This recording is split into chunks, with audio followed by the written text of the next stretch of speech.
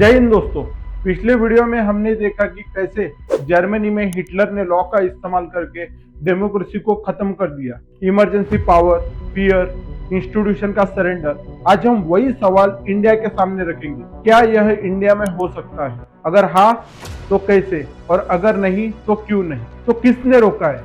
Leader ने, लोगों ने, या फिर इंडियन कॉन्स्टिट्यूशन? आज का वीडियो डर क्रिएट करने के लिए नहीं है, बल्कि यह समझाने के लिए है कि इंडियन डेमोक्रेसी का डिफेंस सिस्टम कैसे काम करता है। जरा सोचिए, इंडिया जैसे देश में जहाँ इलेक्शंस होते हैं, कोर्ट्स है और एक रिटर्न कॉन्स्टिट्यूशन है, क्या फिर भी ऑथोरिटेरियन रेजिम आ सकती है? हिस्ट्री कहती है हाँ, आ सकती है। लेकिन सवाल यह है कि ऑथोरिटेरियन रेजिम होता क्या है? ऑथोरिटेरियनिज्म का अर्थ होता है तानाशाही, और ऑथोरिटेरियन रेजिम का मतलब सिर्फ मिलिट्री रूल नहीं होता। इसका मतलब पावर का एक जगह कॉन्सेंट्रेट होना, इंस्टीट्यूशन का वीक हो जाना, डिसेंट मतलब असहमति का क्रिमिनलाइज होना, इलेक्शंस होना लेकिन चॉइस मीनिंगलेस होना, या फिर फ्री एंड फेयर इलेक्शंस न होना। सिंपल वर्ड्स में सत्ता कुछ लोगों या एक व्यक्ति के हाथ में केंद्रित हो जाती है। फिलहाल सिंपलिसिटी के खातिर हम इसे तानाशाही कहकर रेफर करें। एक बात हमेशा ध्यान रखिए, तानाशाही जब स्टार्ट होती है वो अक्सर लीगल दिखाई देती है। इंडिया के कॉन्टेक्स्ट में सवाल ये नहीं है कि तानाशाही आ सकती है या नहीं,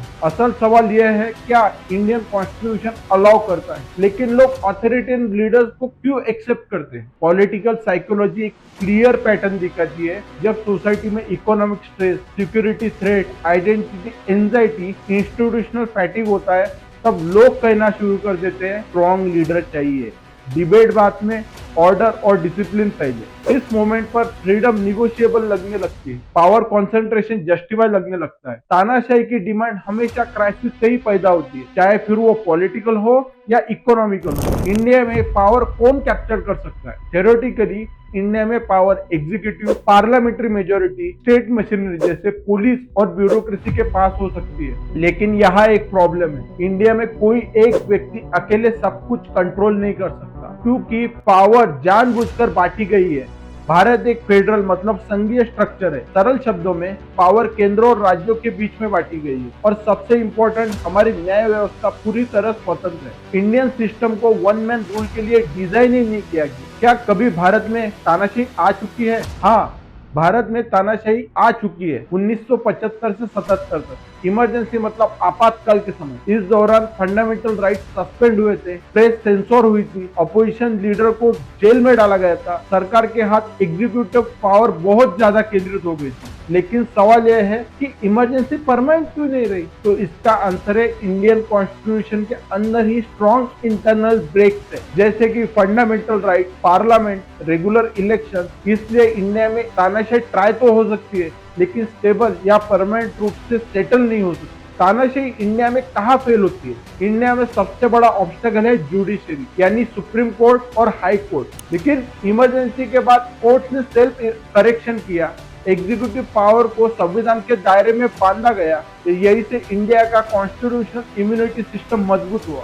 तो फिर इंडियन कॉन्स्टिट्यूशन तानाशाही को कैसे रोकता है? सबसे पहला शील्ड है separation of power. Executive law नहीं बना सकता, जुडिशरी रूल नहीं कर सकती, पार्लियामेंट के पास में अनलिमिटेड पावर नहीं है। दूसरा शील्ड है फंडामेंटल राइट, जैसे कि freedom of speech, personal liberty, equality before law, etcetera etcetera. ये सिर्फ अधिकार नहीं है, ये कॉन्स्टिट्यूशन के बिल्ट इन वार्निंग सिस्टम है। तीसरा शील्ड है फेडरल स्ट्रक्चर। स्टेट के पास अपनी अपनी पावर होती है, केंद्र हर चीज पर पूरा कंट्रोल नहीं कर सकता। इंडिया को यूनिटरी डिक्टेटरशिप के लिए डिजाइन ही नहीं किया गया है। चौथा और मोस्ट इंपॉर्टेंट शील्ड है बेसिक स्ट्रक्चर डॉक्ट्रिन। इस डॉक्ट्रिन के अनुसार पार्लियामेंट भी कॉन्स्टिट्यूशन का बेसिक स्ट्रक्चर डिस्ट्रॉय नहीं कर सकता, जैसे कि डेमोक्रेसी, जुडिशरी, फेडरलिज्म। पॉसिबल है या नहीं?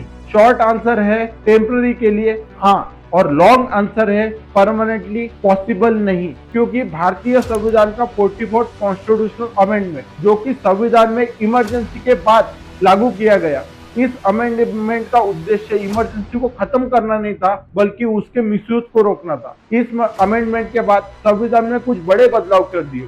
इमरजेंसी लगाना अब आसान नहीं है। प्रेसिडेंट इंटरनल डिस्टर्बेंस जैसे वेग शब्दों के आधार पर इमरजेंसी घोषित नहीं कर सकते। इमरजेंसी सिर्फ आर्म रिबेलियन की स्थिति में लग सकती है, मतलब आंदोलन, विरोध या असहमति अब इमरजेंसी का बहाना नहीं बन सकती। कैबिनेट का रिटर्न एडवाइस अनिवार्य है। कोई एक लीडर, चाहे वो फिर राष्ट्रपति हो या प्रधानमंत्री, सिस्टम हाईजैक नहीं कर सकता। पार्लियामेंट का अप्रूवल नेसेसरी है और स्ट्रिक्ट बनाया गया है, इसलिए इमरजेंसी अब टेम्पररी बाय डिजाइन है, परमानेंट या लाइफ टाइम नहीं। फंडामेंटल राइट को स्ट्रॉन्ग बनाया गया है। पहले इमरजेंसी के दौरान आर्टिकल 20 और आर्टिकल 21 सस्पेंड हो सकते थे, मतलब right to life, personal liberty खतरे में थी।